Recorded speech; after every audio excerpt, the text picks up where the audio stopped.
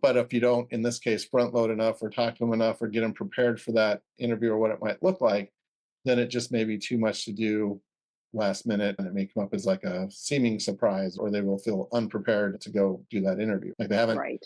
haven't programmed that into their schedule or into their lives, so it's not going to happen. Well, So yeah, and if they have a negative experience, a lot of times then it sours them for a while. So you try very hard not to pick opportunities that aren't going to be a good fit.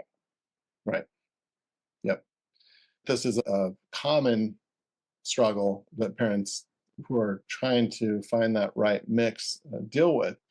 And that's where the trick is. This is an individualized situation where you got to know the personality of that particular kid and also be looking for those kind of opportunities that check certain boxes for that kid. Like he's interested in dogs and animals, like that's a good match that way, and has some experience doing that kind of stuff. So, that's all a good match. And so now the trick is, can you convince him to go do that initial interview and get on board with it, particularly if it feels like he's going into a little bit of a slowdown or a slumping a period rather than an acceleration period. So yeah, these are some of those challenges. And again, that's where the talking it over with people, getting different suggestions, and trying to strategize specifically with your particular kid's personality and history and all that stuff in mind can be really helpful. Well, and for me, and certainly just my family in general, I think one of the things is to find a way to put it on your radar every day to make a run at something. It doesn't have to be an opportunity, getting out of the house or whatever, just to make a run at anything. And I'm still working on how to make that happen.